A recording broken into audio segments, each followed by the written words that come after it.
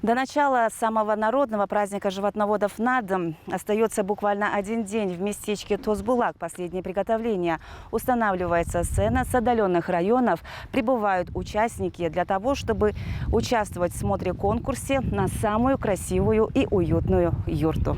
Здесь каждый занят своим делом. Кто-то устанавливает юрту, кто-то варит традиционный суп из баранины, а кто-то подвозит воду. Все для того, чтобы успеть к открытию самого городка и старту конкурса «Лучшая юрта». Как и в предыдущие годы, каждый район представит свои кочевые жилища.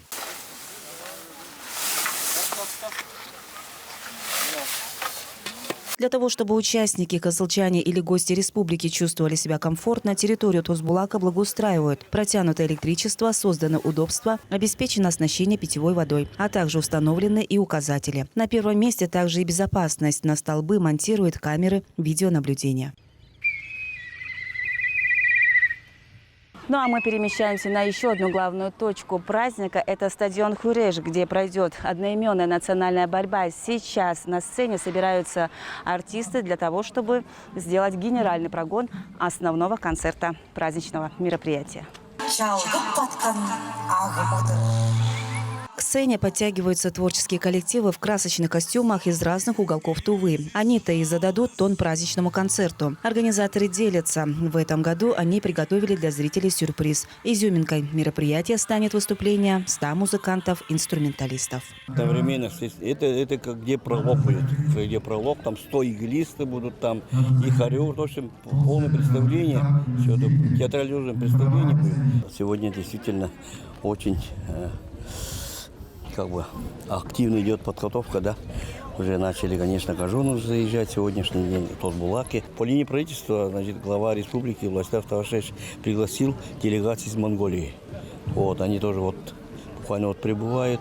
Такое количество игилистов удалось собрать практически со всех районов республики. Принять участие в столь масштабном творческом номере приехали и юные музыканты со своими наставниками.